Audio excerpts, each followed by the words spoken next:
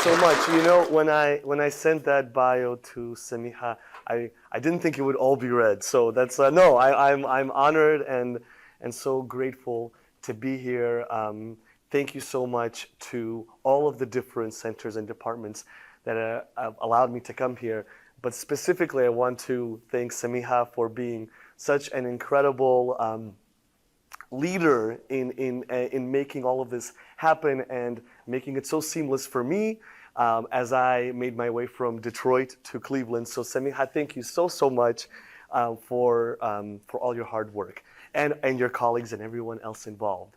So our workshop / exploration tonight, this afternoon, I call it Maktub Katuv.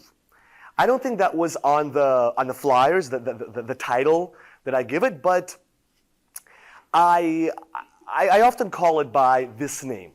And just these words alone, and we're going to get more into it, but just these words alone already start giving us a little bit of an insight into what we will be doing and investigating and exploring. Does anybody know what maktub means? Well, my guess is it has something to do with writing, because if you can see the KTB/B, same Semitic root in both languages. Perfect, thank you. So exactly, it is the root of both words, one is in Arabic, one is in Hebrew, is this three-letter root ka, ta, ba, or va. Semitic languages can be distilled, or words in Semitic languages can be distilled down to mostly three letters, sometimes two, sometimes four, but almost always three-letter roots. And your name? Lisa Marie. As Lisa Marie said, accurately, this has something to do with writing, right? So maktub in Arabic means written. And its Hebrew equivalent is katuv, which also means written. I like to start with these words. Number one, because it already gives us a little bit of an insight into the commonalities and similarities between both of these rich Semitic languages. Also, because we are going to be doing some writing ourselves. But furthermore, because these words, especially maktub, there's this connotation of, it can mean something less literal. It can mean like predestined, right? Or ordained. It's maktub. It's meant to be. It's written. And I think for me, when I come into spaces like this and when I'm able to create an environment where we learn about both the diversity and the connectedness of different communities, there's something very divine about that. There's something maktub, there's something preordained or written about that. So I take it with a lot of pride and honor to be able to be in environments like this.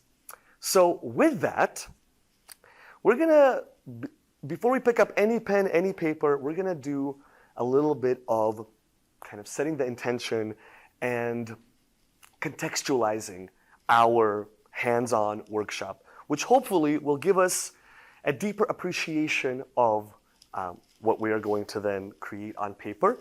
And Samiha, I'm sorry, is it possible to have some water? Yeah, thank you so much. But first, before any of that, I want to say a little bit more about me. Now, Samiha said some wonderful things, but I want to say a few more things that are related to actually our exploration and our workshop here. So, as Samiha said, my name is Ruben Shimonov, and I was born in Uzbekistan, which, well, before I say anything, how many folks here have heard of this country, Uzbekistan? Okay, first of all, I appreciate your honesty, and this is actually more than most. I mean, in most situations, in most scenarios, when asked this question, maybe one or two hands come up. More were raised here. And I've gotten used to many folks not necessarily knowing where it is. I've had people correct me and say, oh, I think you meant Pakistan. And I'll tell them, I know where I'm from. And then I've also realized that or some people might know about Kazakhstan because of Borat, but there's a lot of there's a lack of knowledge and understanding of this part of the world called Central Asia. And even when I tell folks, if they might not know where Uzbekistan is, but if I tell them, okay, it's in, do you know the region Central Asia? There still is often confusion. People might know about East Asia and South Asia, West Asia, i.e. the Middle East, but not Central Asia. So this is where I'm from. I'm from Uzbekistan, which is a country in Central Asia. In a moment, I'll show you a map.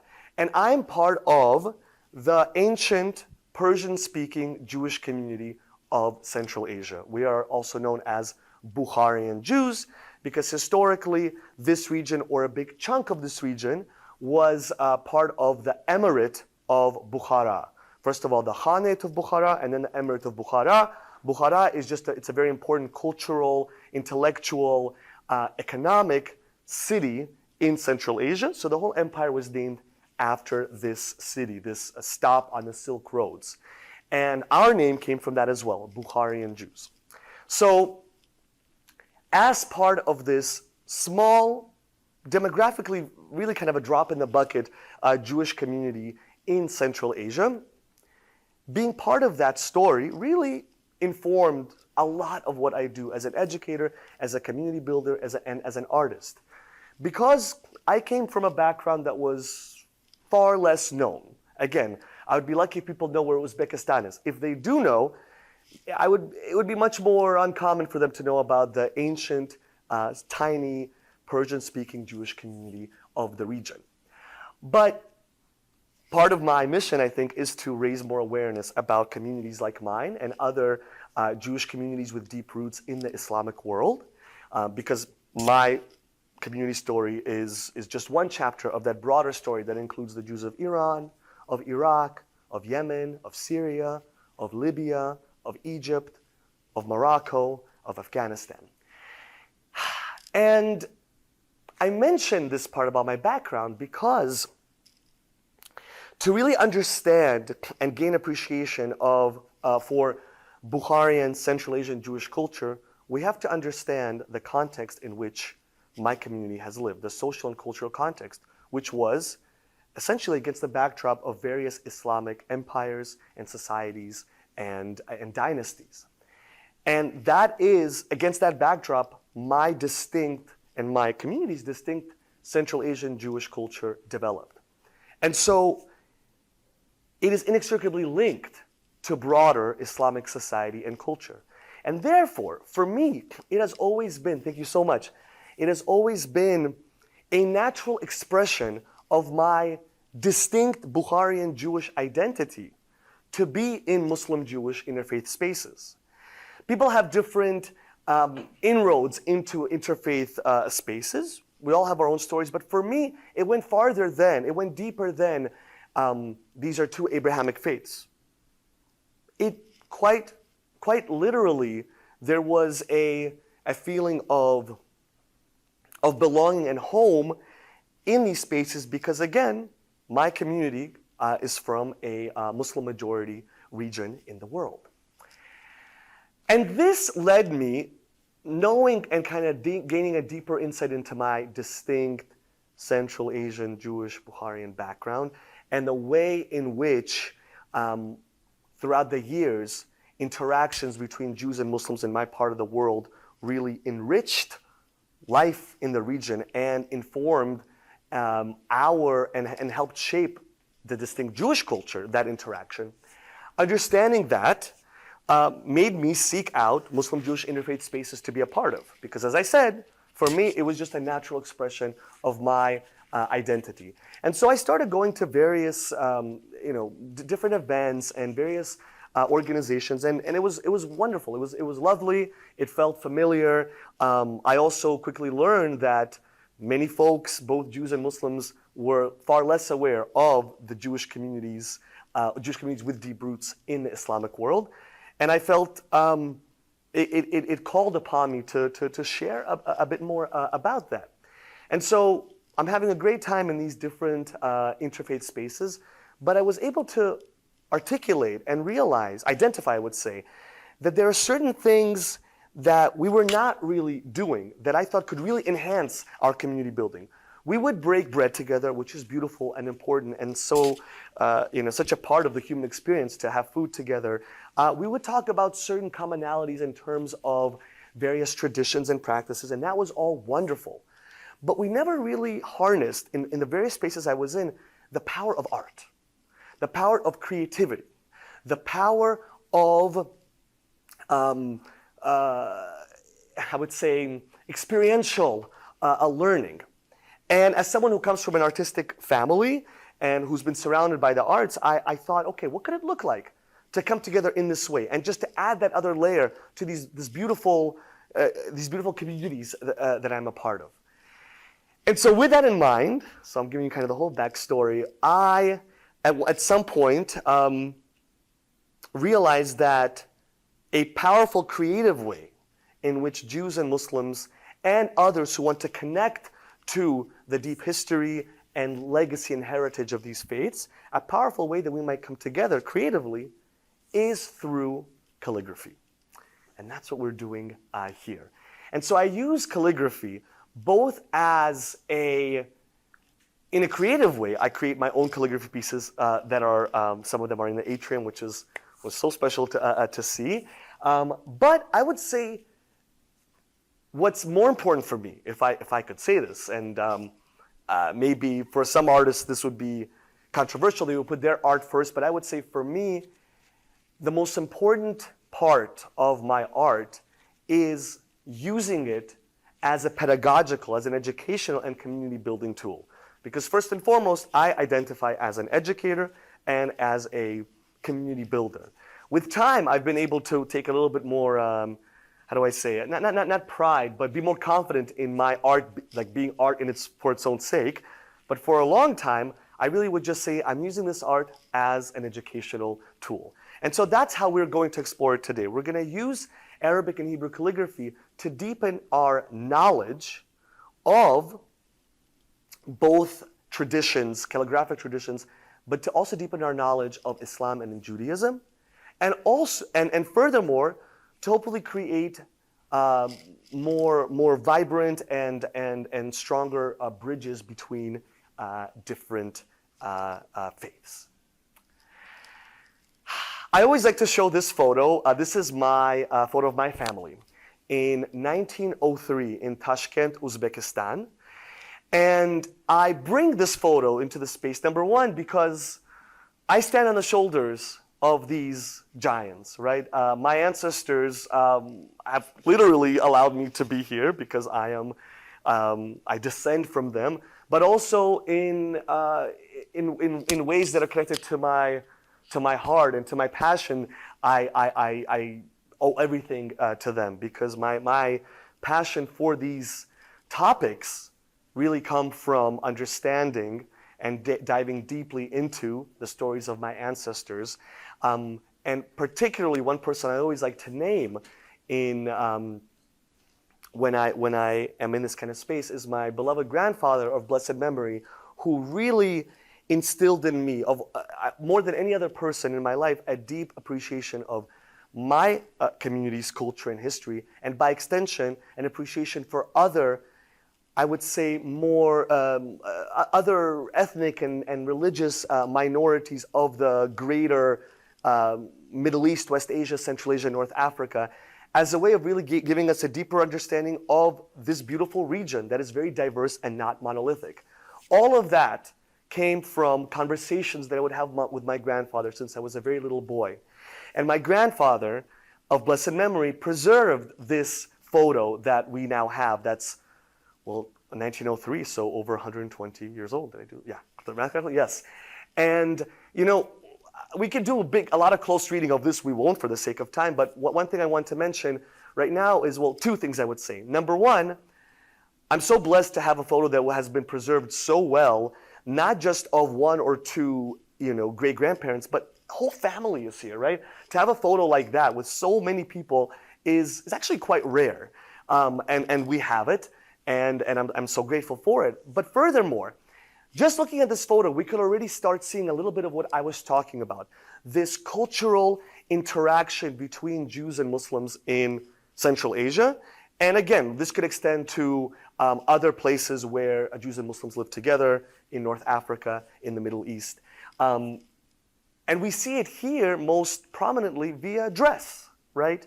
Via the attire that both men and women are wearing. And again, a lot to unpack here, but we see some of the Jewish women wearing kind of being almost fully veiled, face exposed, but more fully veiled. Other women are wearing, we're talking about this word, we use it kalpok, like a skull cap that not just men but also Bukharian women would wear. With the men, so that's number one, that even within, among the women, it's not monolithic, right? There are different kind of expressions of fashion, of modesty, of culture, and but they are all influenced by the clothing and the fashion, the attire of the broader Islamic society of the time. And we see this also with the men, right? So we have some men, for example, this young man who I believe was a young rabbi of the community. He is wearing a kind of a long traditional robe. We call it joma or a chapan. But then my great uncle Ribi is wearing something that's a bit more European, right? This kind of jacket or tunic. And so we are already seeing some of the influences from the imperial powers that came into the region, namely Imperial Russia. So a lot here, but I bring it really to both honor my ancestors and show clearly one example of how, an example of that Muslim-Jewish cultural exchange and conversation that was happening for centuries. Okay, for those who might not know where Central Asia is, I'm now going to show you this map so that we can orient ourselves geographically. So essentially it's this big chunk of land right at the heart, in the heart of the Asian continent.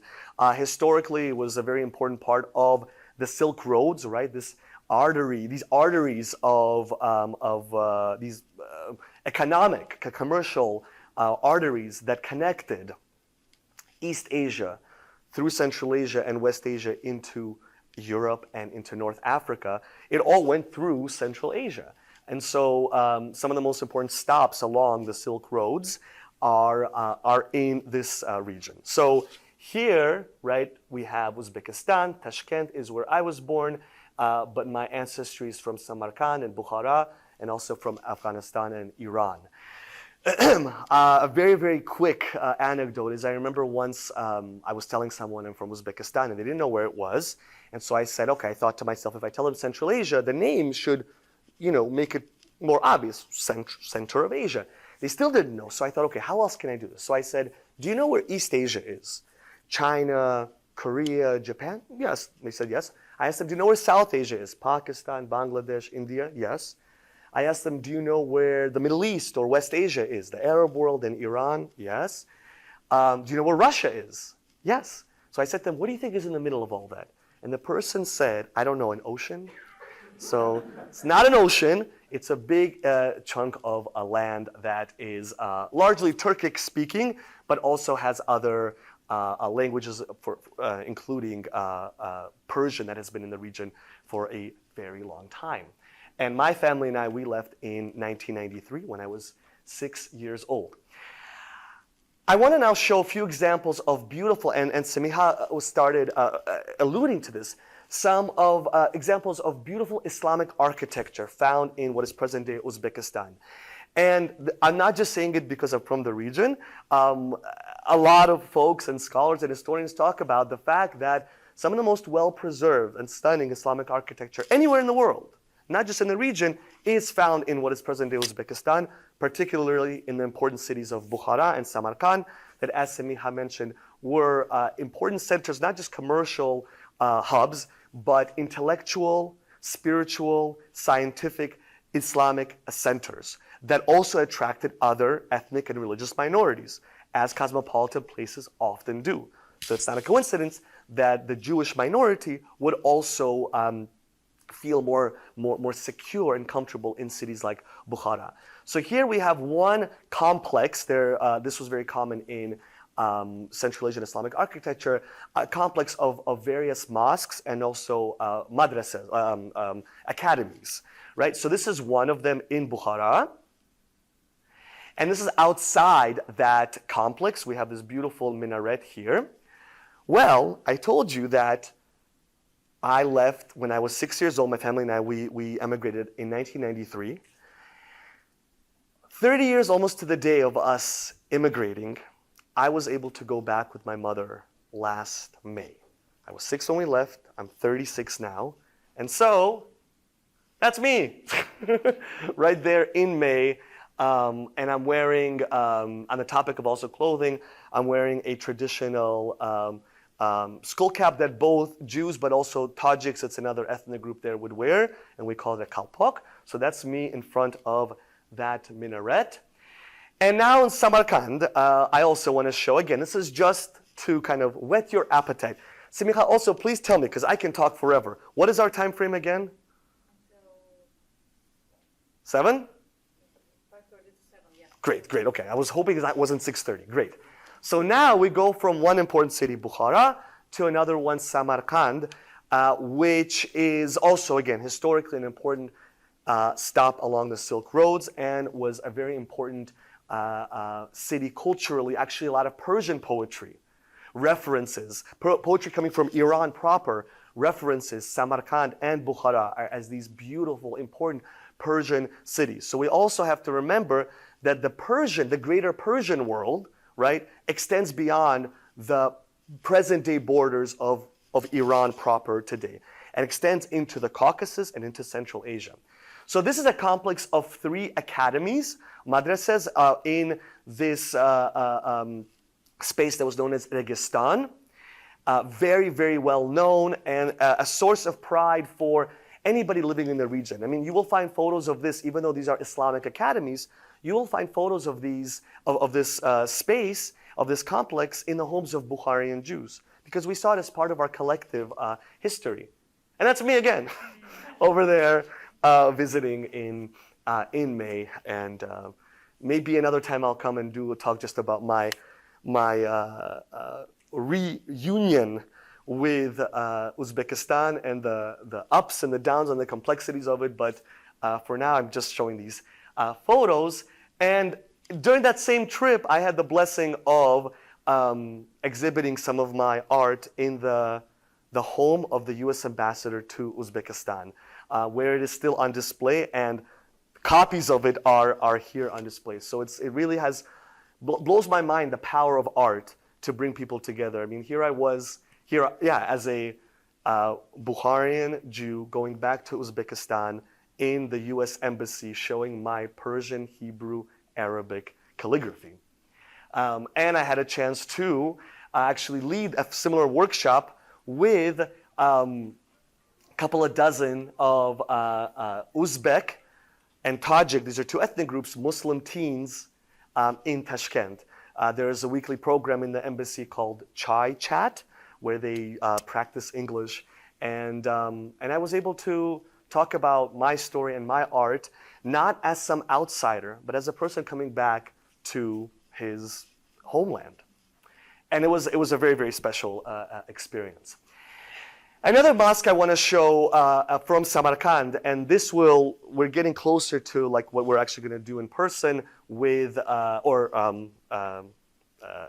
going to do in an embodied way when we actually create the calligraphy. Yes, please, the more the merrier. Please take a seat, sit down. We have some space here. So this mosque, which was completed 600 years ago, is known as the Bibi Khanim or Khanum Mosque, and it was actually in honor of the wife of Amir Temur, also known in English as Tamerlane. So he was a ruler of the time. And it's literally known as the grandmother woman mosque, because by this time she was a grandmother and a mom, and Bibi is one way in Farsi, in our Farsi that we say grandmother. So it's beautiful. And the colors themselves, I mean, Central Asia is known for these bright, vibrant blues and greens. You also see this in mosques in Afghanistan, which really historically it's part of Central Asia. And it's just so striking, and it's very distinct. When you start learning, studying more about Central Asian architecture, you will know that this couldn't have been anywhere else. The domes, the colors, the designs. But let me ask you something. Over here, I know it's a bit hard to see, but we have some calligraphy here, right? So take a guess. What do you think would have been the language of this calligraphy? Now, let me also tell you, let me preface it with, Central Asia, as I said before, is predominantly Turkic and Persian speaking. And then later on also Russian speaking, right? It is not predominantly Arabic speaking. But what language do you think this calligraphy is written in? It's Arabic. And I point this out, and we're going to dive deeper into it in a moment. I point this out to already have us start thinking about the importance of a language for religious identity. Not the importance of language for national identity, right? Or ethnic identity, but religious identity. Okay, so we're going to move on, and I want to quickly show you this image. Now, I should have taken this out because I wanted to ask, what do you think this is? Now, this is in the same city of Samarkand. This is a synagogue. We call it the Gumbaz synagogue. Gumbaz means dome.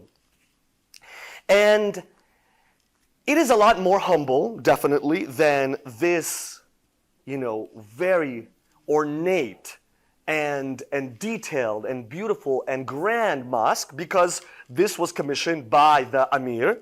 This was commissioned just by community members. But we can see the way in which this synagogue, right, was inspired in its own way by the art, the design, the aesthetics of these beautiful, massive madrasas and mosques that I have shown you, right? We see the various dome-like structures, right? The massive dome that houses the entire synagogue, or is the roof of the entire synagogue. We see these geometric patterns, right, that are also very much classical manifestations of Islamic art and geometry, and just other various designs that in the art world they call like arabesque designs. So we see that. But this is clearly a synagogue. And my question to you is, there's several things here, but there's one specific answer I'm looking for, but what makes this clearly a synagogue? Well, how about the quote from Leviticus 19:18 on the left? Wow, you got very specific. Amazing. I would just take Hebrew, the Hebrew writing on the walls. But yes, even more specifically, the beautiful quote, I'll get actually to that passage in a second. But exactly as you said, it is the inclusion of Hebrew in this space, in this prayer space. Just like we have Arabic here, we have Hebrew here. Now, think about this. This community, again, they might have some proficiency in Hebrew as a liturgical language, as a language of prayer. But were they using it every day in their day-to-day conversations? Most likely not. We actually have our own distinct dialect of Persian that's called Judeo-Tajik, or in our language, Zabani-Bukhari. That's what we would use. So we were not using Hebrew, just like most of the Muslim masses were not using Arabic in a colloquial way. But again, the beautiful similarity here is using language as a way of asserting your religious identity, right? And as a way of marking this as a Jewish space and the former slide as a Muslim space, prayer space, respectively. As our friend here said, this does happen to be just a very beautiful quote that I've actually not seen in many synagogues, even though it's a very important passage in the Torah, in the Jewish Bible. It says, "Ve'ahavta l're'echa kamocha," which means love your neighbor as yourself, or your fellow as yourself. One example of the golden rule that we find in many different religions and philosophies. And it's right there. Oh, well, it's okay. I thought I had a photo of me actually inside, but it's okay. We've seen enough of like the old photos and then Ruben, yeah. So we've talked about this, so I'm going to skip over this. And what I want us to do right now, we have, thankfully, a lot of people in this room, which is a blessing. So we're not going to go around, but what I would like to do for the next 3 minutes, 3 to 5, we'll see, is at your table, introduce yourself, share anything you would like folks to know about you, whatever that is, your major, your background, if you follow a certain faith and religion, whatever you want to mention. But the real icebreaker question here is, after you've introduced yourselves, think of and share a word in Arabic, Hebrew, or any other language of your choosing. I just put those two up front because this is an Arabic Hebrew calligraphy workshop. But a word in any language that resonates with you. And I'm keeping that open-ended intentionally. However you interpret what resonating means. It's meaningful to you. It has a certain connotation. Maybe it resonates with you actually in a challenging way, but just a word. It doesn't have to be your most favorite word. We're not talking about superlatives here. Just one word that you connect with for some reason. And if there's time to share a little bit about why, you can. But at the very least, just share that word and its meaning if it's not in English. Does that sound good? Okay, so for a couple of minutes, talk amongst yourselves and we will resume.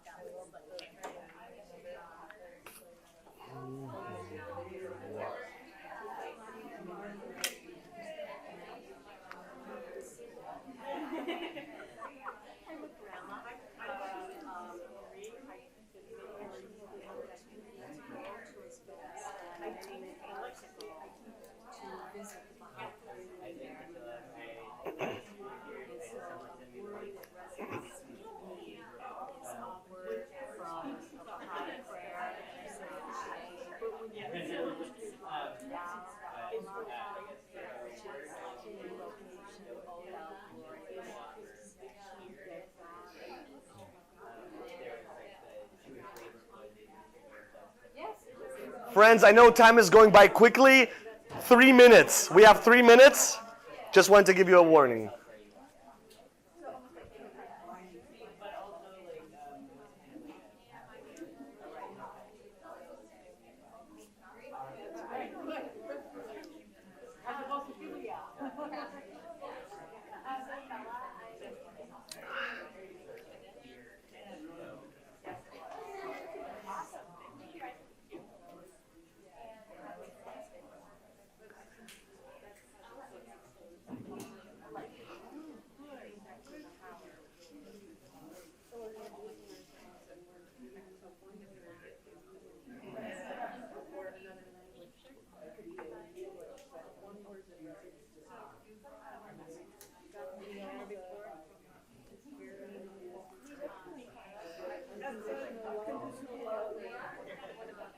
All right, friends, 1 minute warning.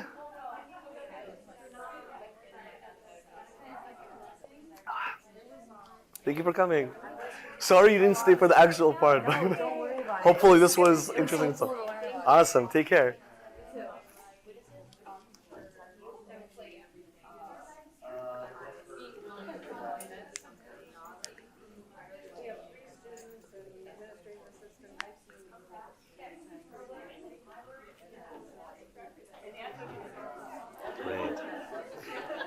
Samiha, can I also bother you for, at some point, if you see that there's like a particularly flashy slide to take a photo from like the back for me. I know there's like, I think like professional stuff, but just one that my family always likes to see what I do.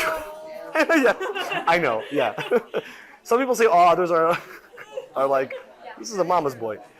Okay, friends. I'm sorry if I'm interrupting you all, but I was loving the chatter and all of the talking that I heard. It's music to my ears. Hopefully, you will continue these conversations. There will also be a moment when we're just kind of, drawing and trying our hands at things where you can share a bit more. But for now, again, for the sake of time, I would have. I'm thinking no. I will not. I would have loved to ask some folks to share, but hopefully you had that opportunity in your groups, and we're going to move forward. Okay, so I want to summarize a little bit of what we have already mentioned before, but kind of in a succinct way so that we're all on the same page. So number one,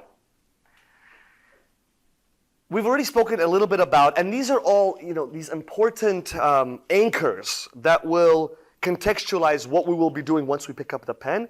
And for me, it's very important to spend all this time. You might be wondering, why aren't we already drawing? But we gain a deeper appreciation and understanding and respect for these artistic forms when we understand the kind of the fundamentals and the foundations and are able to, again, contextualize this conversation. So in that spirit, I want to again emphasize that Arabic and Hebrew are important, are deeply important in Islam and in Judaism. This is really, again, what informed or what propelled me to start these workshops, was this understanding, this realization that these two languages are very important in both of these Abrahamic faiths.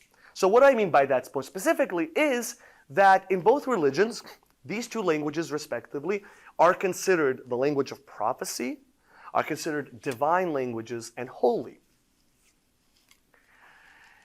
Thus, it's not a surprise that they are the languages of each religion's scriptures, each religion's holy books and liturgical texts, texts of prayer. Consequently, there's a logic to all of this. Because of this, in mosques and synagogues around the world, right, regardless of the worshippers' linguistic, ethnic, national backgrounds, the Quran will be recited in Arabic, and the Torah will be recited in Hebrew. Now, sermons might be in the languages of the region, but these holy texts will be recited in these languages, as I said, regardless of the worshipper's linguistic background. The worshippers might not even fully understand everything. They might not be fully proficient in these languages, but there's this idea of just listening to these holy languages, right, is in itself a transformative experience. Now, both are also linguistic cousins, but I intentionally put that as the fifth bullet point because for me, while that's wonderful, and we'll be focusing on some words that are cognates, words that are cousin words, if you will, in both languages, while it's all wonderful, for me, all of this that comes before that is subjectively even more important and more powerful. It is what allows us to really create and hold these kind of interfaith spaces when looking at the languages because of this really beautiful parallel between both faiths and their engagement with their respective languages. So that theological commonality, the idea of these holy languages, to me is even more profound than this other wonderful fact that they are linguistically similar. I also want to just very quickly, I would be remiss if I didn't mention another point of connection, which is the Arabic or Arabic variants that have been used for centuries by Jews of particularly the Arab world, which is not synonymous with the Islamic world, but a lot of the Arab world is also part of the Islamic world and Islamic societies. So many people don't know this, and I kind of alluded to it also when I was talking about Judeo-Persian, Jewish dialects of Farsi. But many people don't know that a significant segment of the Jewish world, lived in Arabic-speaking regions, and were proficient in Arabic and had their own Jewish dialects of these languages, whether in Iraq, whether in Syria, whether in Egypt, whether in Libya. So I think it's another beautiful example of the kind of the intersection of these languages and the way in which they interacted with one another is the fact that you had distinct Judeo-Arabic variants and dialects. So back to kind of the broader theological commonalities. Another thing that Islam and Judaism share, or more traditional interpretations, theological interpretations of Islam and Judaism, is, let's say, at best, a frowning upon. Really a prohibition, but let's just a frowning upon, because historically we actually see examples of kind of figural art showing up. But in kind of traditional interpretation, there is this prohibition against figural art, against depicting reality in artistic forms. This is known as aniconism.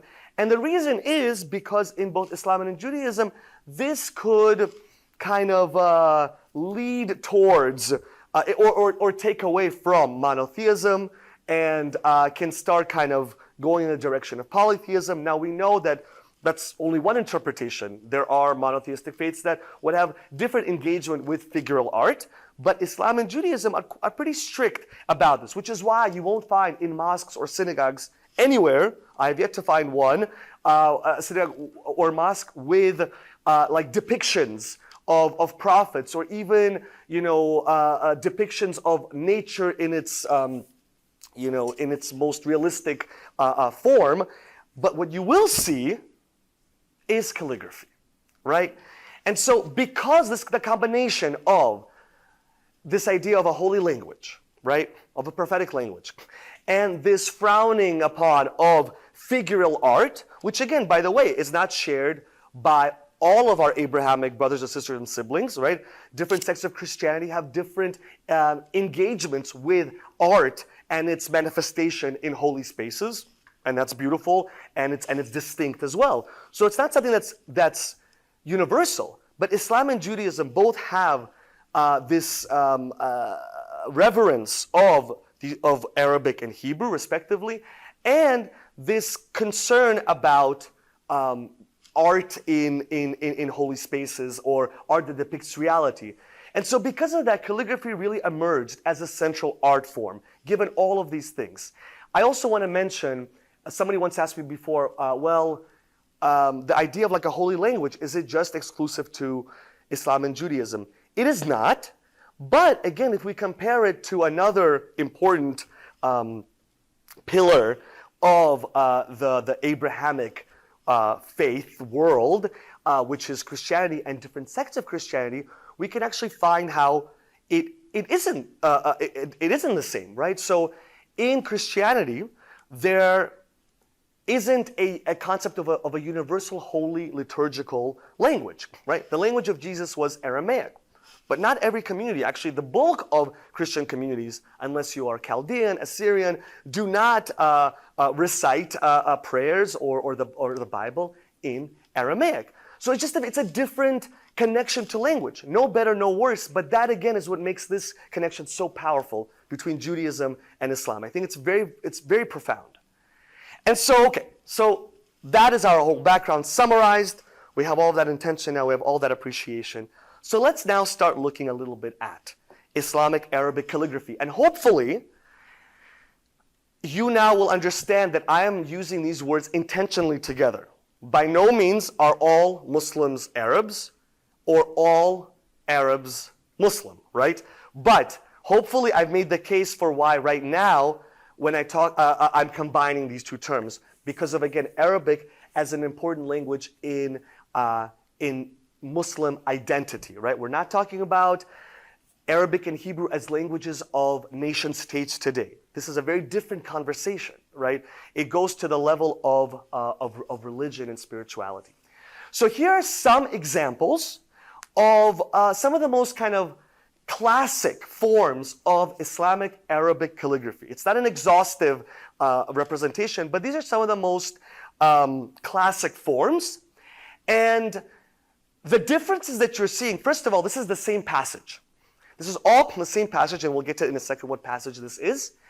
And the reason why I love this image is it compares apples to apples, this same passage, and allows us to appreciate the stylistic, aesthetic differences between all the styles. Now these styles, I'm just gonna, again, balcony view explanation, we could delve deeper, we could do a whole semester on it, but these styles vary by time and region. That's, I think, the best way for me to summarize it. So some of these styles emerged more in, let's say, North Africa or in Iran, right? Some in the 800-900s, others in the 1300-1400s. So they vary temporally and geographically. But what is the passage that is conveyed in each of these styles? Yes, thank you.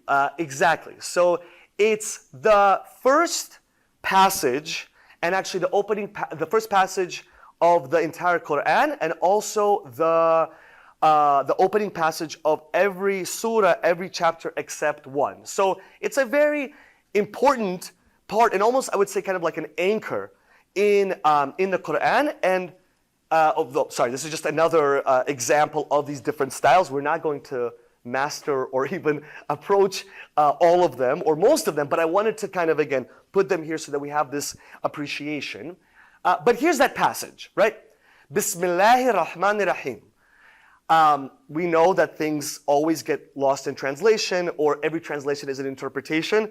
So being mindful of that, this is one way to translate it. In the name of God, the most gracious, the most merciful, the most compassionate is used. Different, but they all are essentially saying, giving glory to the divine, right? To God.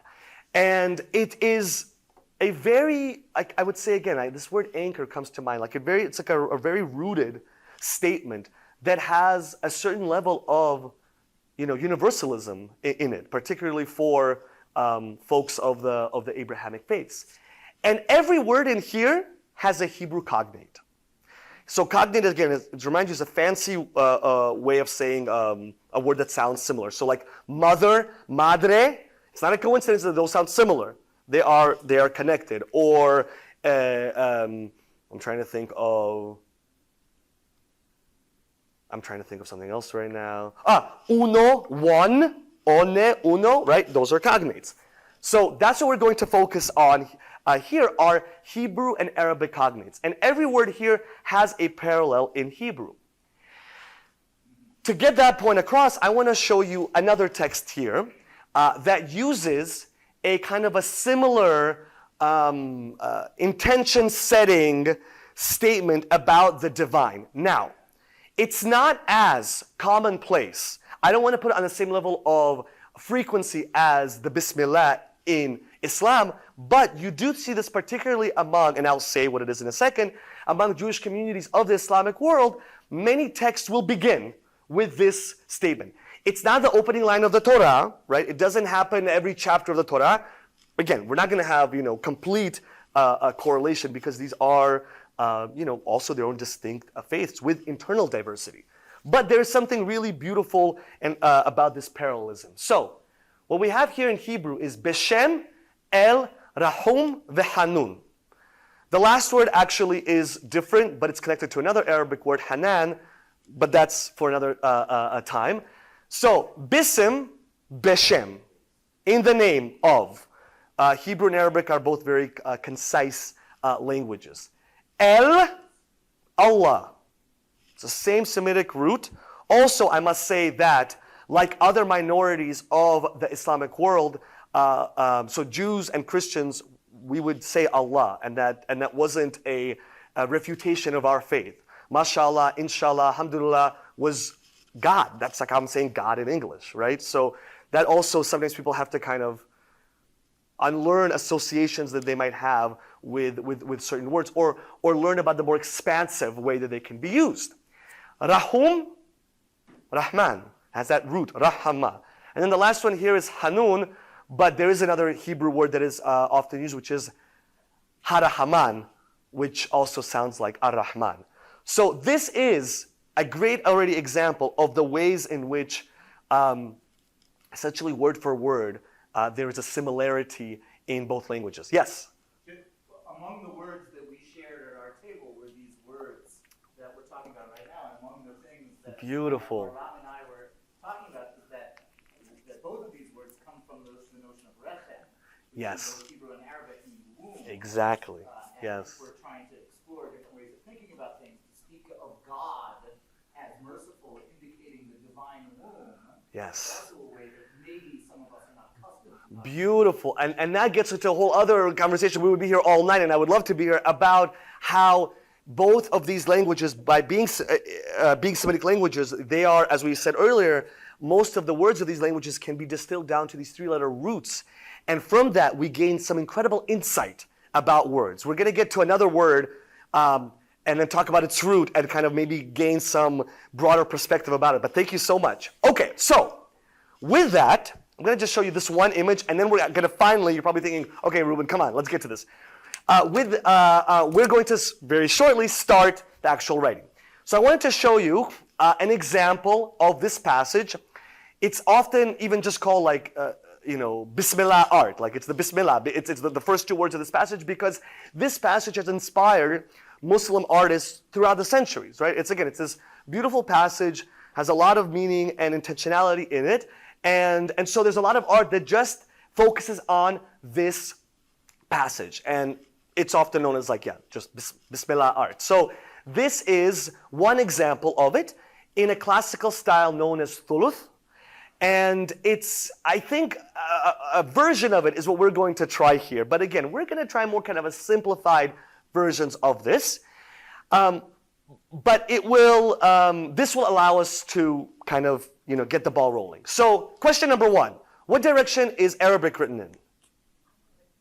Right to left. What direction is Hebrew written in? Right to left. Okay, great. So we're going to be going in this direction. And so the word that we're going to focus on right now, we're actually going to write, the words that I chose are not going to be like words of the, about God, about the divine. They're going to be other words around that. I want to do this out of respect in both Judaism and in Islam. So we're going to focus on this word bisim, which, what did we say that was?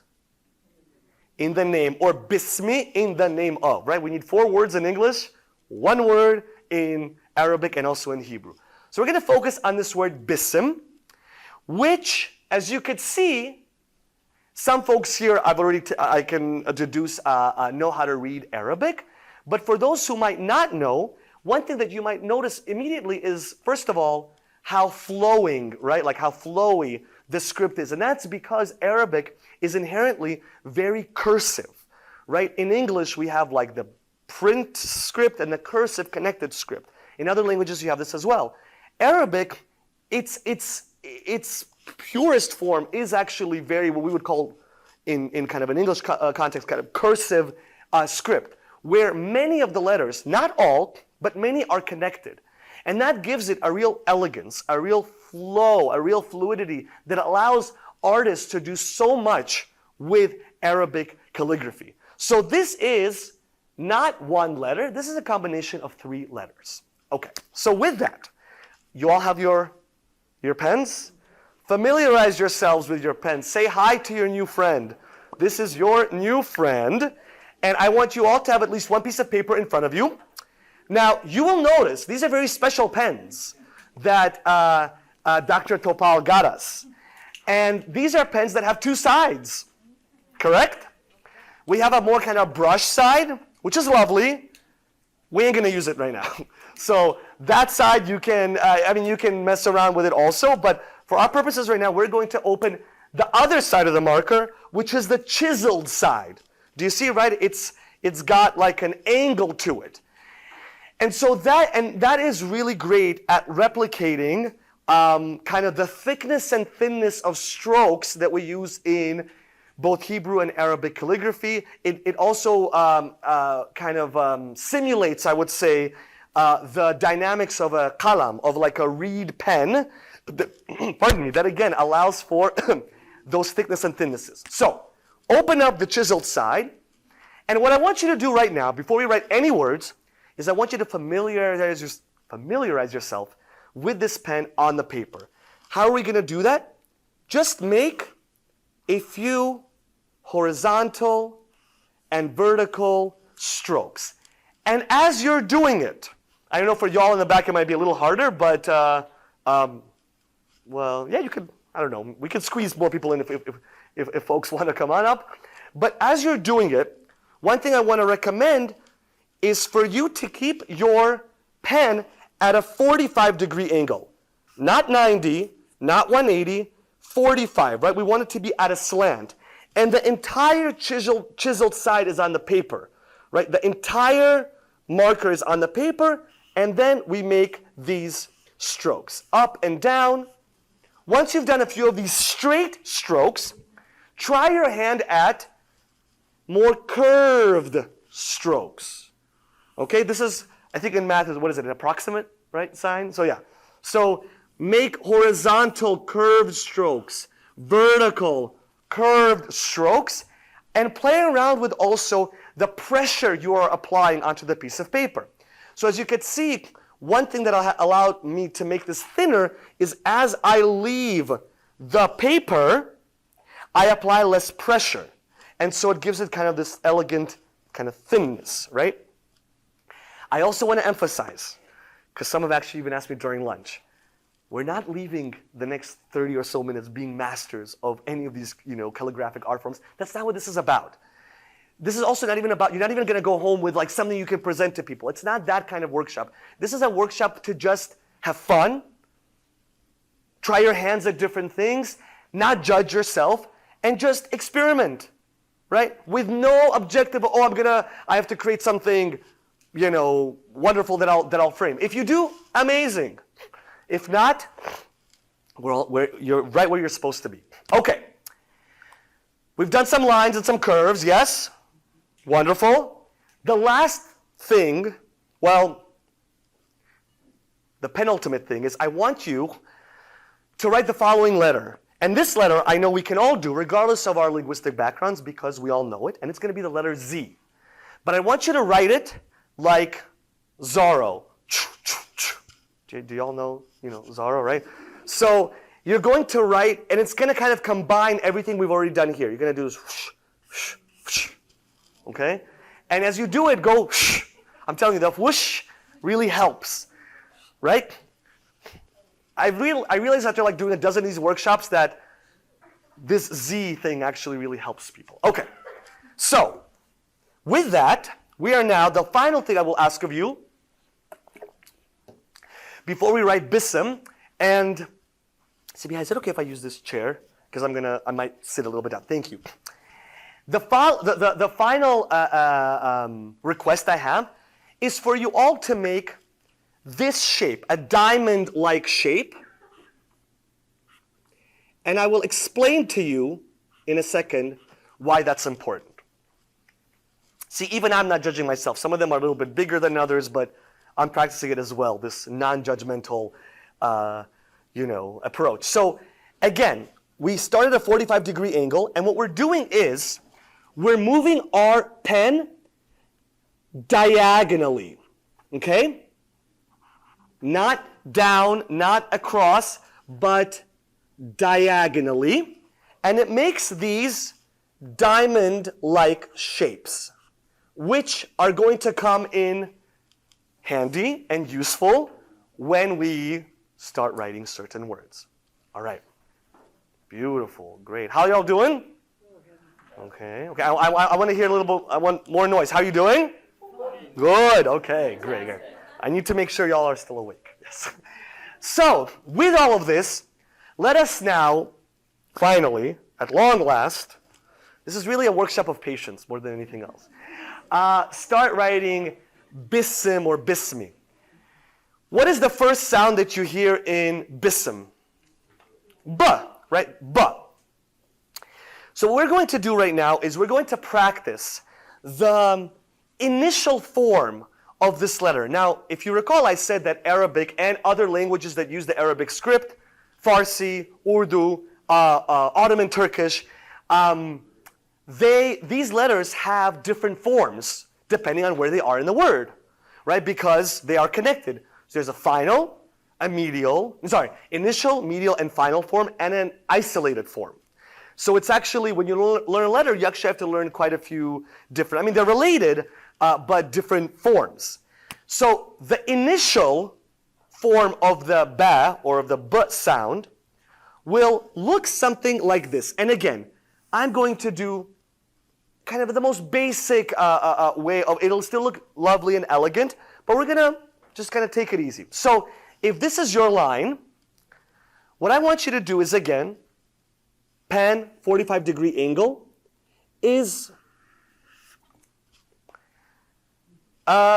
move your pen, I was going to say westward, to the left, right? And if you see, again, because of the chiseled nature or of the property of the pen, it allows for this almost like a three-dimensional effect. So what I did again is I started in the middle of the line, and then I flattened the line here. Okay. So this is sort of like the base shape of the initial form. And I'm not gonna do the other forms because we're gonna focus just on how it looks here. Now, as you can see here, it looks a little bit different. It's a bit more slanted. It's a bit taller. There's also this kind of line of the stroke over here, right?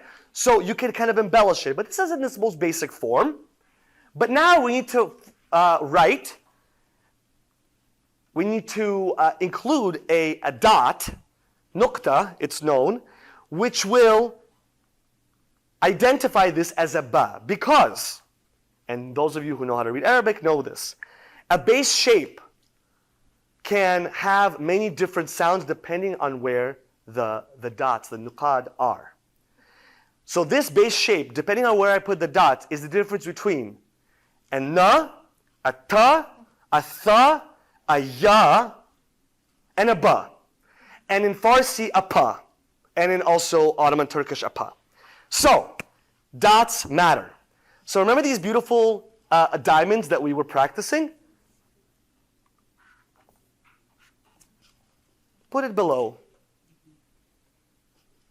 Just below. And do you see it right over here, right?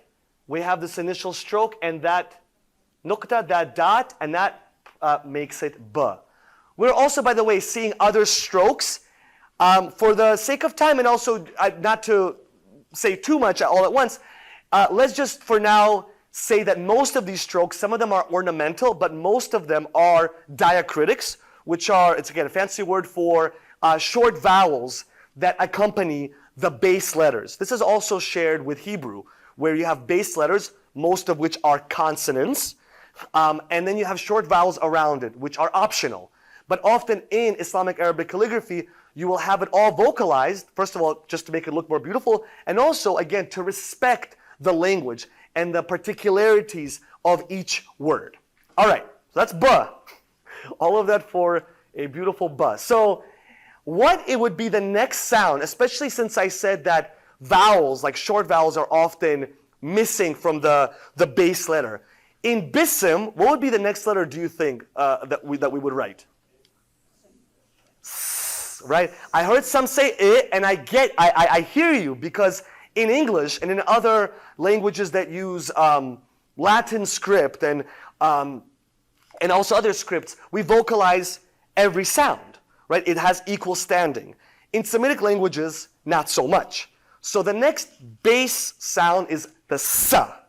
Okay, so the sa will actually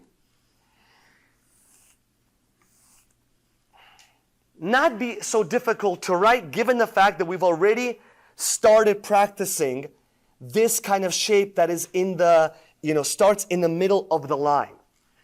Here, it's basically these three teeth, if you will, or peaks. Those same three peaks are the core shapes of the Hebrew sin and shin, which is not a coincidence. So what we're going to do is essentially imagine like you're writing, I would say a W. That's the best way I can describe it. So what you're going to do is have 1, 2, 3. Okay? So we have, again, I'll do it one more time. 1, 2, 3. And it's going to, connect to something afterwards. So this is its own shape. Now, sometimes when you see a bunch of these letters together, it could be a little tricky to figure out where one letter begins, one ends, but that's what practice is for. Okay. And now we're going to write the final letter of bisim. What letter do you think that is? Yes, a meme, which in Hebrew is a mem. Again, even the names of the letters are like the same. It's quite amazing. For that, I'm actually going to show another slide. This is another Bismillah, right? Also in Thuluth style, but it's a bit different, right? There's certain things here that are different. For example, unlike this, which is kind of just written in one direction horizontally, oopsies, this is going still right to left, but also there's an ascent, right? There's some kind of, it's rising up, which most likely the artist wanted to do intentionally, right?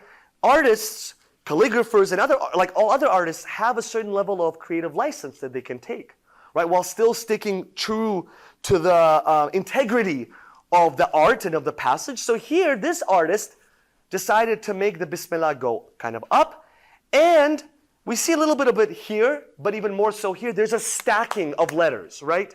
Now, in English, that might not really look as aesthetically pleasing, but in Arabic, it works. It works that some letters are stacked on top of each other. And so here, what do we see? We again have our B with a nukta, with a dot, well below it. But again, the artist took creative license to do that. We have our sin. Do you see it right here? 1, 2, 3 peaks. And then here we have this exaggerated version of a final meme. And I say exaggerated because the tail is quite long, which again, the artist probably did to parallel the final meme of Ar-Rahim at the end of the passage, right? So there's this kind of balance that's happening. So we're going to practice this final meme in a bit of a more, in a simpler way. And what we will do to start this letter is I want you to almost make like an oval, okay? Like kind of a squished oval, almost like the base of maybe the letter B. And that kind of looks like a ta now in Arabic, but right? So you're starting that part there. But what we're going to do then is we're going to go well below the line. If this is our line, we have this, and then we're going to give it a tail. Okay? And as you do it again, I would recommend saying swish. Yes, it will help. I don't know, it helps me. So that's our one version of meme. It looks a little bit different than this one, but even within these forms, for example, here the meme looks a bit different. Where is it here, by the way? Again, this is something that we can, exactly, right? Because Arabic is such a fluid, flowing, connected language, it allows for something like this, where the ba, right, our good old ba is here, we have our sin, and then the meme, we go all the way around to go here, right? Or again, this is another example of kind of ascending letters. And the meme here, again, it takes on a different kind of style. But what we will do right now is just another example of it in the shape of, these are called like calligrams, where passages are in the shape of certain objects. But again, it's abstract, it's stylized. You're not making a literal leaf, right? Or we'll see further examples of like an animal. It is abstract enough where it still falls within kind of, the theological guidelines. So let us combine all three of these letters to write just the word in the name, right? All of this just for this beautiful word in the name of, which is just literally three letters, 3 core letters. So all together, and I'm going to not take my pen off the pen, this is one way that it might look. So we're going to have our bet. Okay. See that stroke, I kind of, well, it's okay. So we have our ba, we have our sin, and then the meme that kind of goes over and down. And this now is this one word. By the way, the word also by itself, ism, it's its own word that means name. And influenced in Farsi, we have a word esim, which means name. We also have another word nam, but Arabic largely influenced many other regional languages because of, with the arrival and spread of Islam in these regions, Arabic influenced the languages. So Persian is Indo-European, but has many, many, many Arabic loanwords. And that's another kind of connection that I have to it, is because a lot of the words of my language come from Arabic. Okay, we're quickly running out of time because we're having time flies when you're having fun. Dr. Topal, I'm wondering if I can, with your permission, I'm going to go 10 minutes over. If anybody has to leave at 7, I'm not offended, but I will use 20 minutes of our time. Is that cool? Okay. Yeah, you have the room, yeah. But again, if you have to leave, please, no worries. I actually like kind of running out of time because hopefully it drives home the point that this is just the tip of the iceberg. This is to whet your appetite and inspire you then to do more exploration. Okay, this is another Bismillah, right? This is in the shape of a bird, right? And here actually the letters are they're deconstructed. If you see the la, ra of Ar-Rahman, Ar-Rahim is separated from the rest of the word, but this artist again took that license. This is in the form of what do you see here? A pear, right? Yeah. There are other writings here, but the main thing is the Bismillah. And again, what's important to note is, I think one of the most beautiful and meditative things about Islamic Arabic calligraphy is the fact that these artists, these calligraphers, it's almost like a challenge that they present to themselves of like, how can I create whatever I want to create by using only the letters and the strokes that I have without anything superfluous. So here, right, this side, this edge of the pear is not a random line. This is actually the first letter of the Alif of Allah. And this artist made that long line, they exaggerated it so that it forms this side. And the left side of the pear is the meme, right? Do you see? Exaggerated that way. Okay. Let us now, just more examples. This is more kind of, Ottoman style. And but what I want to do now is I want to write Beshem, the Hebrew version of in the name or in the name of. And you will quickly see that to an untrained eye, and because we're all going to have trained eyes in a second, it will look vastly different. But it's actually not so different. First of all, we've already determined how it's not different just linguistically. Bisim, Beshem, Isim, Shem. The Sh and the Sa go back and forth. And that shouldn't be surprising to us, for those of us who know Semitic languages, because, for example, in Arabic, the Sa and the Sha have the same base shape. In Hebrew, the Sha and the Sa have the same base shape. They can almost, I don't want to say, they can't go back and forth, but there's a relationship there. But you might say in a second, okay, Ruben, I get all of this. But the letters, they don't look the same. Well, first of all, there should be some kind of distinction, right?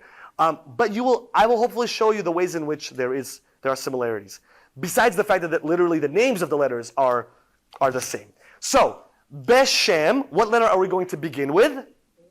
Bet, right?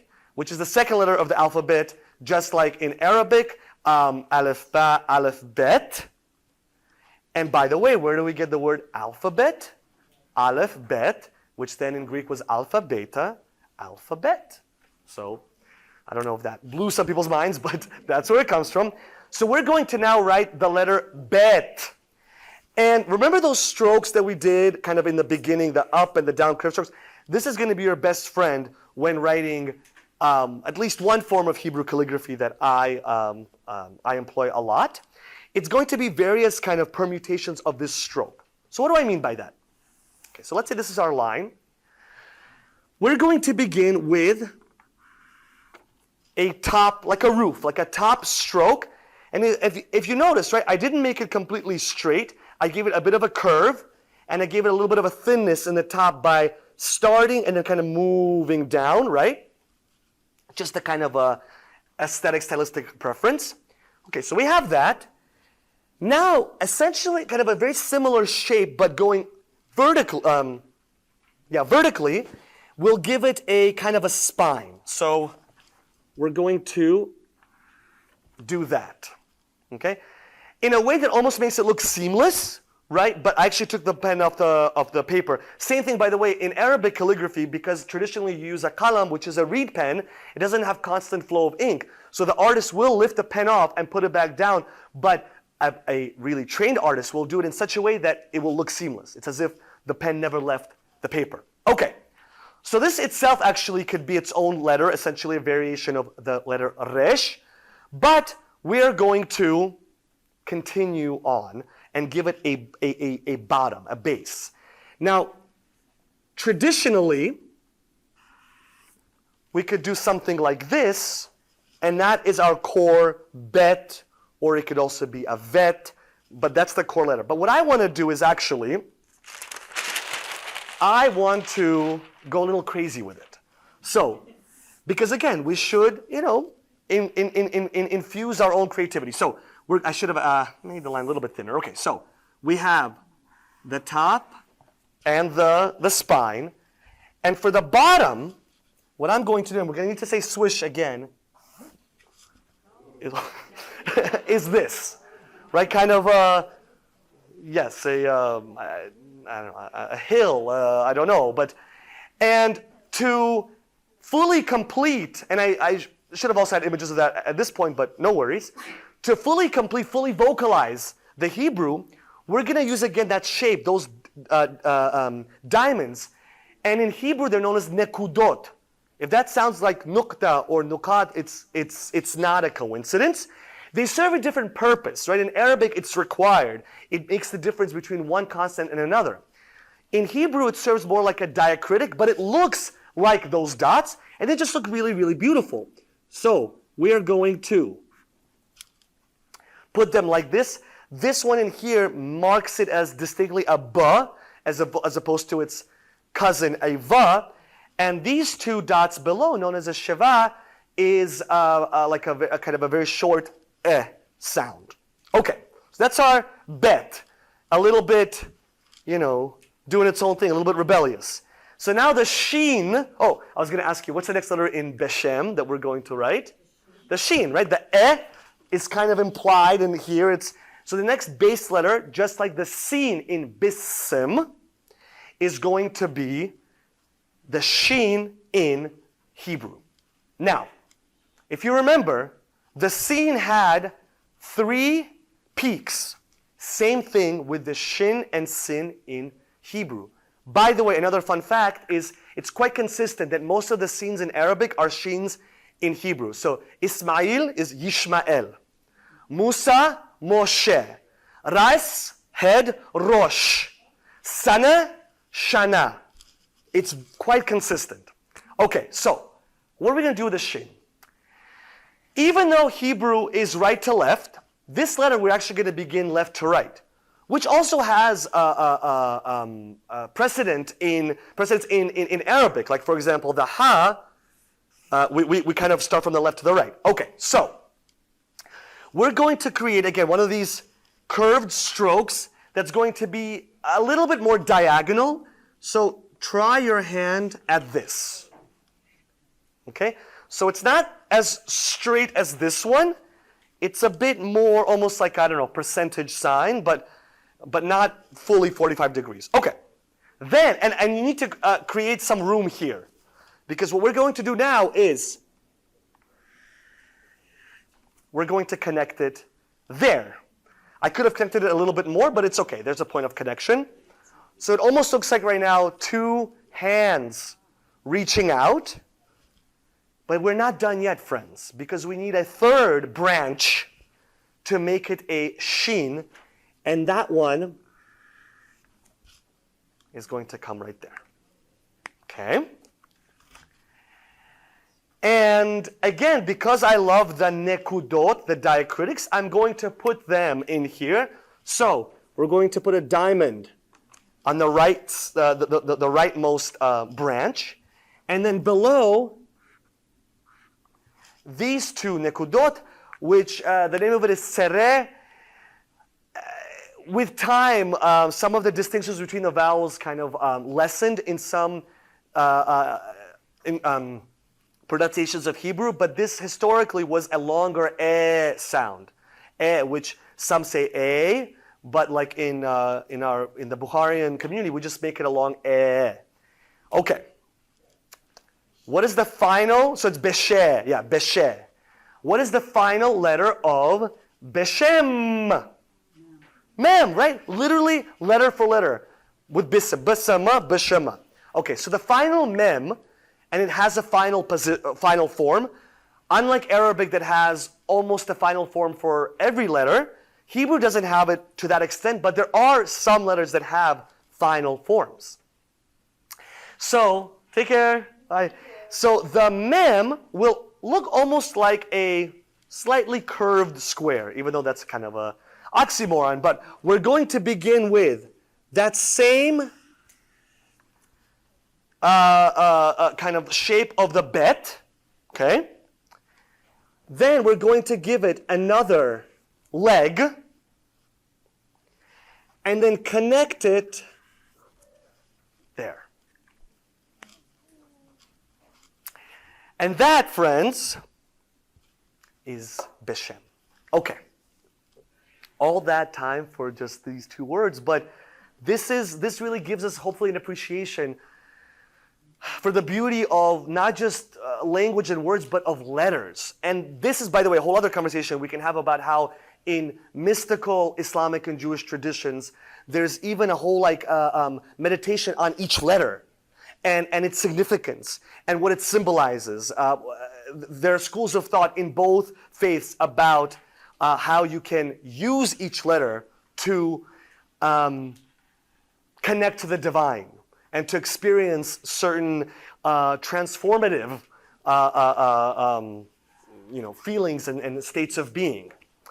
What I want to do now, in the limited time that we have left, and as I do this, it will allow us to at least write one more word, maybe two if I go a bit faster. What I want to do now is, well, these are a few more examples of Bismillah. I'm going to lightning, I'm not even going to, you'll just see me go through the slides, but don't be sad because it's okay. There's always more we can do, but I'm going to go through this right now, and I'm even going to actually skip through some of this because we already started doing Hebrew calligraphy. What I wanted to, this is actually an example of Judeo-Arabic. Judeo-Arabic is still written in Hebrew script, but this is Arabic. It's actually Hebrew, then Aramaic, and then Arabic below it. And we don't have time to hear him read. Well, does sound work here? Okay, well, okay, let's take just a second, because I want you to get. Okay, we're gonna go. So this is the Torah, also this specifically the Chumash, the 5 books of Moses. So you're gonna hear him read in Hebrew, and then the Judeo-Arabic.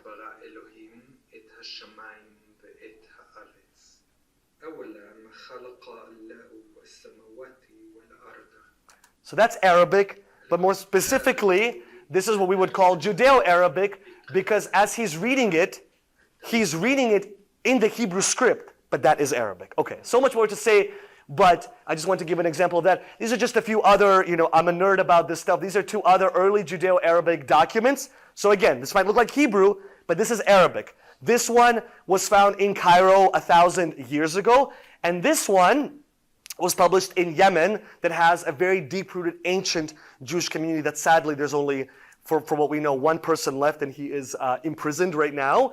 But the community in diaspora still is thriving. So this is a manuscript of a very important philosophical book by a central intellectual figure in Judaism whose name was Rambam, Rabbi Moshe ben Maimon, or Musa ibn Maimun. He was known by both names. So again, this is Arabic in Hebrew script.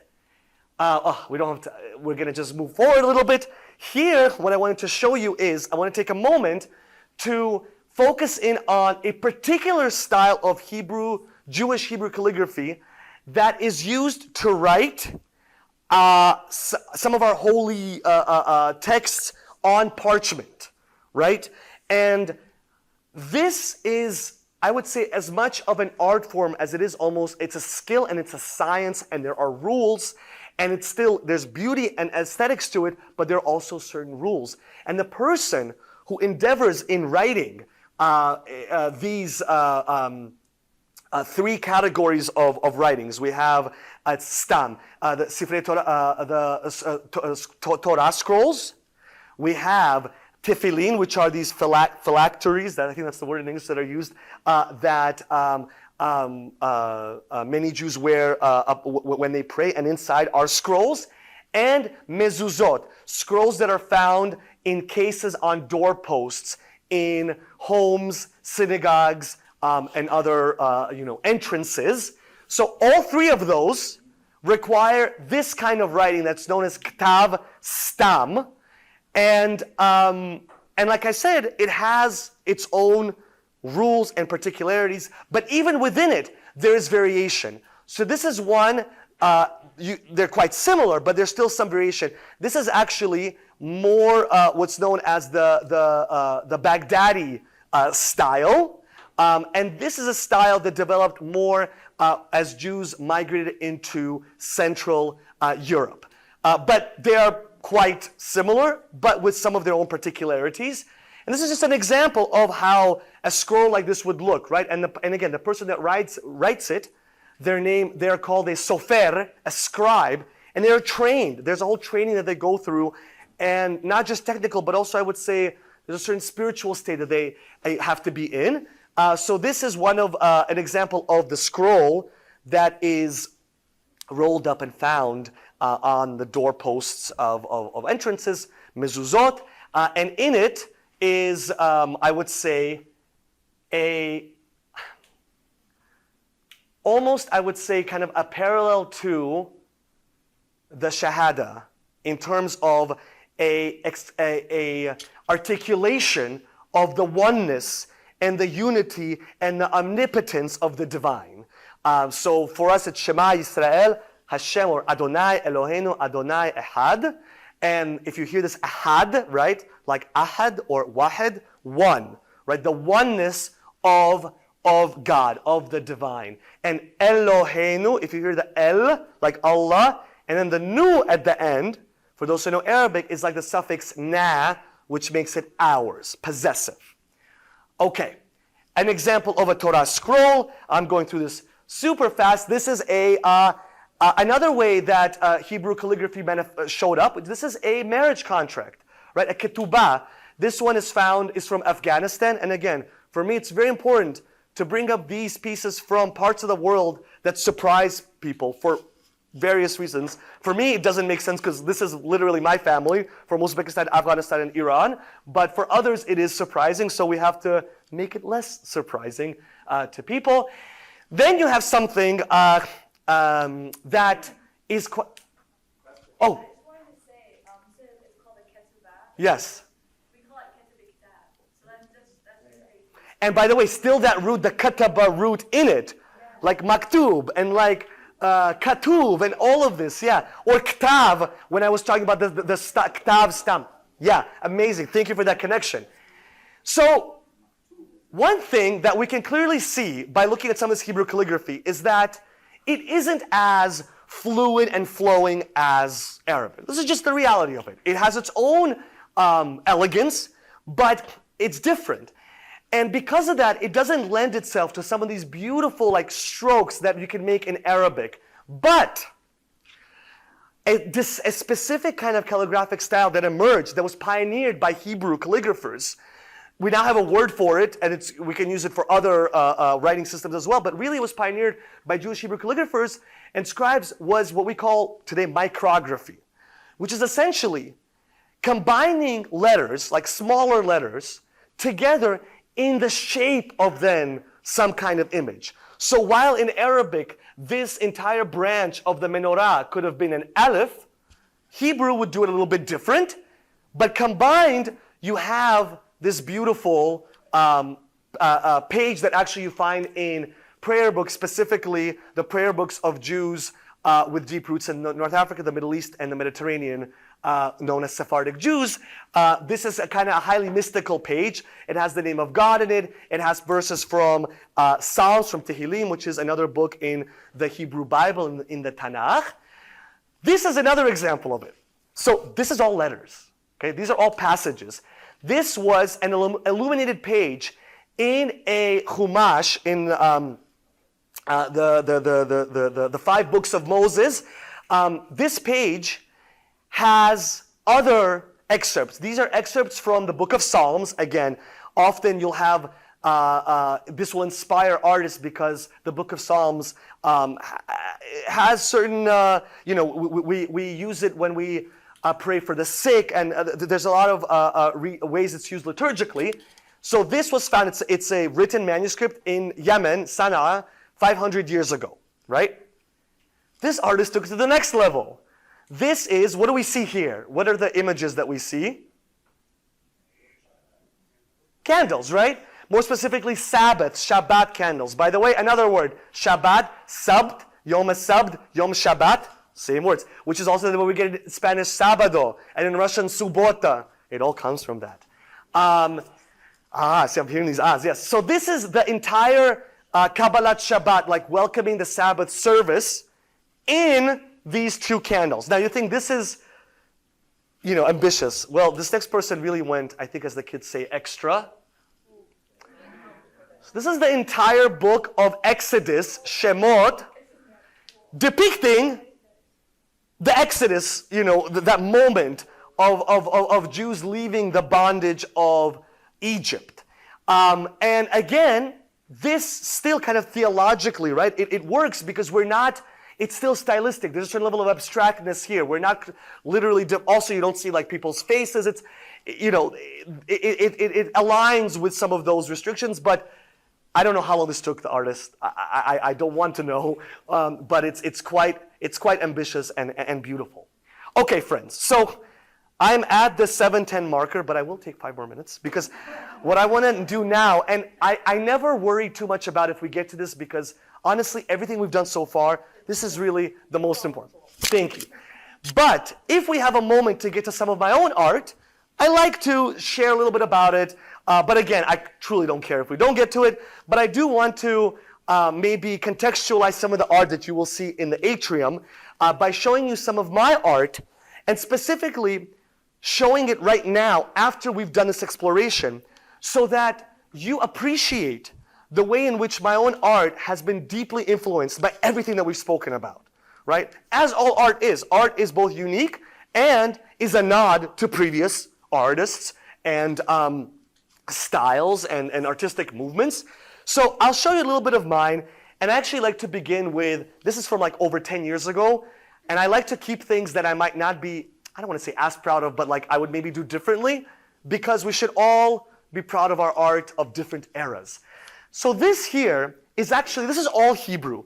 This is a portion of what's known as Birkat Kohanim, or the priestly blessing. And it basically says, may God bless you and guard you, or watch over you, or keep you. It's this beautiful blessing for the community. It's all in Hebrew, but hopefully you're seeing the ways in which my love of Arabic calligraphy has informed the Hebrew. The way that I, again, exaggerate some of these lines, the way I try to make it more flowing, it's very much, and I can say it because I created this, it is very much influenced by my love of Arabic and Farsi and Persian. Or for example, this piece. Again, it's all in Hebrew, but this was my attempt at what we saw before with Arabic calligraphers using only the letters that they have to create something, a bird or a pear. So here, using just the letters that I had, I mean, I did put a little branch there, but technically it's connected to that, so it's not its own thing. I infused 2 passages in here. So one is, again, what we saw in the Samarkand synagogue, Ve'ahavta l'reacha kamocha, love your neighbor as yourself. But the outside, This is me, and again, I had to really kind of play around with the Hebrew and kind of expand the kind of push the limits of it. It says Shalom Aleichem, which if that sounds like Salamu Alaikum, it's because it is literally the same. Peace upon you all. Shalom Aleichem. And we're going to actually write Shalom Salam in a second. But I want to show you a couple more quickly, and then we will finish off with that passage. So I'm going to actually go. This is actually one that I did in Hebrew and Farsi. And they're not cognates. They sound completely different. In Hebrew, it's Beruchim Habayim, welcome, a way of saying welcome. And in Farsi, it's Chosh Amadid. But I just liked how it looked. And this was a commission for a Persian Jewish family. So I did it like this. And here are actually the letters of each of these passages kind of broken up in the form of leaves. So they're all in there. I'm going to skip this one. Well, no, the reason I'll quickly show this one is what I started realizing, this is also quite old and I would change a lot of things about it, but I quickly realized that my kind of niche in my art was not just writing Hebrew and Arabic, but really combining them and juxtaposing them on one page in deeply intimate ways, in ways in which almost, how would I say this? I want them to be inextricably linked. I want there to be I want it to be hard to see where one language begins and another begins. Ends and begins. I want them to dance on the same page with one another and really be in communication. So this is one example of that, where I have both Hebrew and Arabic. I won't say more about it because then I'll talk forever about it, but just an example. This is another example of this classic word. I mean, I never like to begin with Shalom Salam because so many people know that, but there's hundreds and hundreds and hundreds of other beautiful words that are cognates in both languages. But it is a beautiful word, and there's a reason why it's kind of become almost cliche, because it holds a lot of beauty and meaning, and again, sounds similar, salam, shalom. The root of it in both languages is this shalama or salama root. Now I want to ask you all, what does that root mean? Because we might learn something more about this word peace. Exactly. Integrated well-being. Thank you, exactly. So whole like W-H-O-L-E or complete. Because for example, Islam, right, is complete submission. That's the salama. In Hebrew, there's another word, leshalem, to pay, because you're completing your debt when you pay, right? So how beautiful is it that at the core of peace in our cultures, right, it gives you a whole different perspective of what it could mean. Peace is a reality where there is wholeness and completion, right? And where kind of the brokenness is removed, right? So that is what I love about this word. We're going to do it right now. And then I'll show you a couple more and then we will call it a day. So let us quickly try our hands at Salam Shalom in this way. And if you notice here, right, again, I intentionally, the lamed, the Hebrew la, I connected ever so slightly to the lam aleph, to the la in the Arabic. The final meme, right, is connected seamlessly to the final mem. We know this letter, right, because we saw it in Beshem. Okay, so let's do salam. We already know two of the letters for salam. We know the sin and the final meme. And the middle la, you'll see what I do. Okay, so we're going to do our W, and then we're going to bring it up for the la. Then we're going to give this stroke and give it a diagonal stroke. Oops. That's what we call a ligature. So in Arabic, the lam and the aleph, when they're together, they create a kind of a unique combination. And then we're going to finish it off with our good old meme, right? Okay.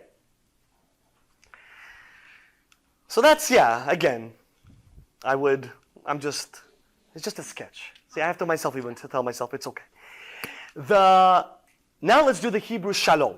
So we're going to begin, I already told you a little bit about these shapes, but here, I'm going to exaggerate it over there to kind of hug the salam. This next letter, the lamed,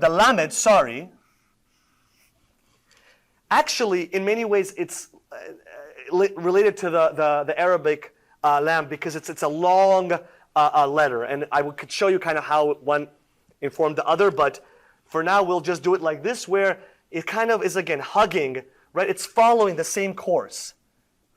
Then we have this letter, which is a long O sound. It serves the same purpose as waw does in Arabic, where it could be a v, or among Middle Eastern Jews a wa, or an o, or an u. More u is in Arabic, but in Hebrew you also have an o sound. And then we'll do the final mem. So this time I actually did it a little bit differently. I kind of, it's encompassed in the meme, and we'll put our dots over here. Okay, beautiful. Wow, y'all are impressive. So, to close out, I'm going to just show you a couple more things, and then I will bid you adieu. So these are just other examples of kind of where I found my niche, my groove, is this combination of the letters. I always say that what I lack in skill, because I'm not professionally trained in this, I didn't get an MFA in it, I love this, and I've been doing this for a long time. But hopefully what I lack in skill, there are folks who are doing this much better than me, I hopefully make up for in my approach. I have yet to see really, I haven't seen a lot of this art, the combination of both calligraphic styles on one page, or if I see it, it's quite rare. But that's kind of where I found my niche. So this one, for example, is one I really like. It's the word for we in Arabic and in Hebrew. So in Hebrew, the word is anahnu, or modern Hebrew would be anachnu, but it's really anahnu. And that's what we have in the top. And the aleph, which is right here, again, I took the liberty to kind of exaggerate this stroke so that it could hold the Arabic nahnu. Do those sound similar? They should.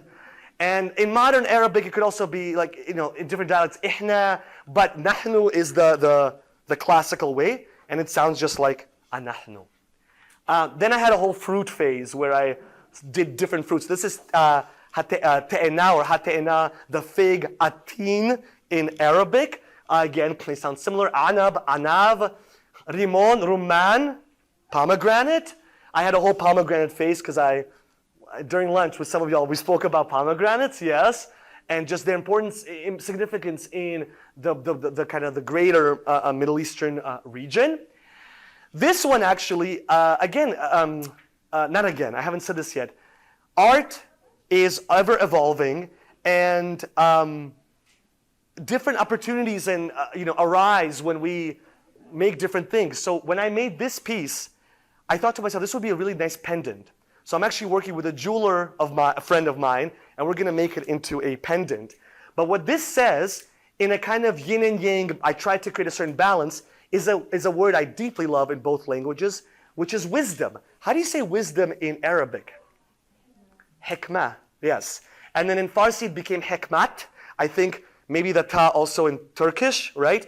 Hikmet, yeah. But it comes from from that root, hikmah. In Hebrew, the word is chokhmah. Same word. The cha and the ka in Hebrew go back and forth. Then we have another beautiful word in both languages. These ones we're not going to write, but we're just going to explore. How do you say blessing?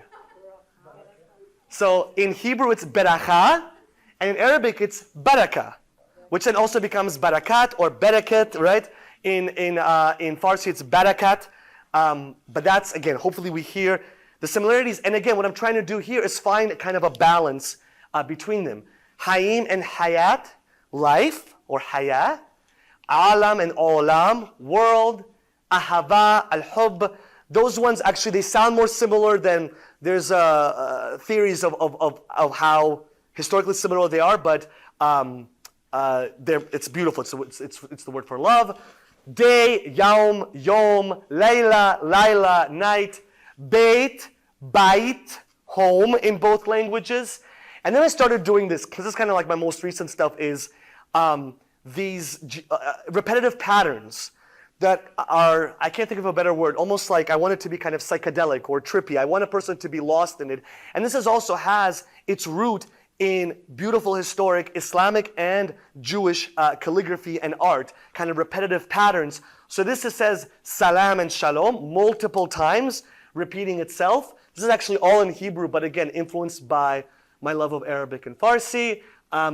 This is all Persian. It says Pardis and in Hebrew Pardes, but we're going to move forward. I made these years ago, actually, for Ramadan, for some of my friends who were observing Ramadan. So this says Ramadan Mubarak, Ramadan Kareem, then Eid Mubarak, right? Kul Aam wa Antum Bikhair. So just some more stuff that I've done, but what I want to finish with is, so these are, again, just some of the things that I'm doing these days, kind of these repetitive patterns. This is actually the Persianification of the Arabic love. So in Arabic, it's hub or even mahabba, and in Farsi, it became mohabbat, which sounds even more close to ahava. So I have that repeating multiple times here. This says ahad and ahad, one, also repeating multiple times. And then these final pieces, this is actually the stuff you're going to see outside, right? So again, you see my kind of attempt at combining these words that are intimately connected and making them even more connected on the page.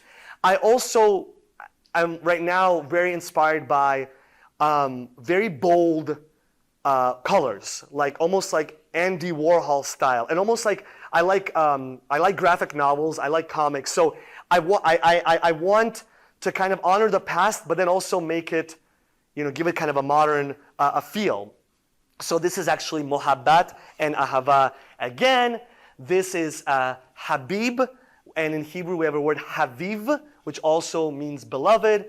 This is the oldie but a goodie, Shalom Aleichem, Assalamu Alaikum, all under a prayer, a dome, right? And again, like we said, the whole world is a masjid. The whole world is a prayer space. Is this a synagogue? Is it a mosque? Is it a church? It could be it all, right? Then this is me really going kind of hard with the vibrant colors. This says ruh. What does ruh mean? Spirit. And in Hebrew, it's ruah. Same word.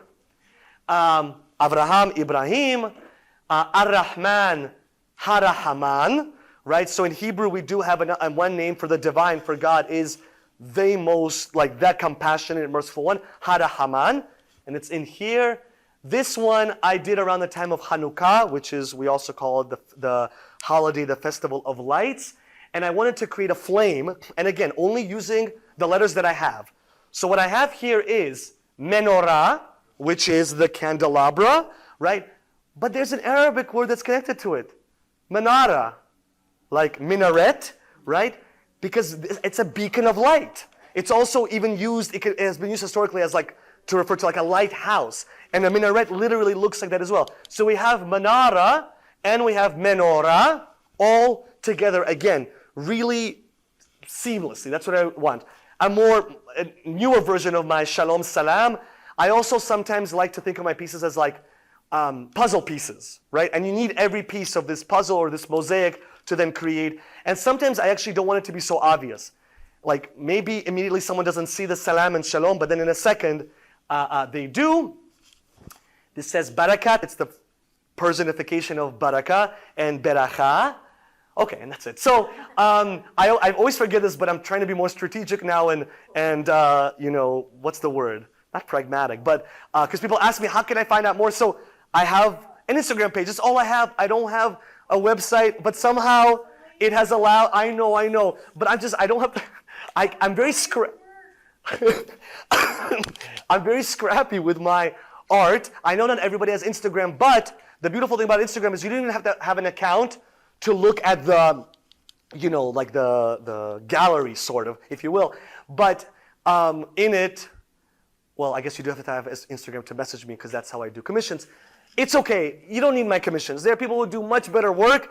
This is really what I love to do, is using this, like I said, going back to the beginning, and I know I've really taken your time here, but really using my art and using the beauty of language and words and communication as a way of, as an educational tool, as a community building tool, as a bridge building tool. So while I do encourage you, if you want to look at some more of my work, because again, in the past I would forget this and people would say, what are you doing? You gotta be, You got to be your own best advocate. But ultimately, again, as you look at it, what I encourage you to do is to think about, and what I want to leave you with is the following, is to think about, both in language and just more broadly, and I mean this really genuinely. I know sometimes what I'm about to say, it could sound so, not naive, but idealistic, but I've seen how it works with languages. I've seen how it works with these workshops that I've been blessed to do around the world. And so I encourage you to think about, what are these threads that bind us, that connect us, right? And it doesn't mean that we're not distinct, that we don't have our own identities and experiences. We're not the same. But there are these threads that connect us. And I liken it to, either a tapestry, right, with different threads, or another image that I think is deeply actually apropos to the region we're at and the cultures that we're studying, a mosaic, right? A mosaic is made up of all these different tiles of different colors and shapes and sizes and textures, and each tile has its own reality, right? If one tile falls off, it's not the same piece. But at the same time, we can take a step back and appreciate the entire masterpiece. So I encourage you to think about, how can we in our own lives honor both diversity and interconnectedness and unity? Thank you so much.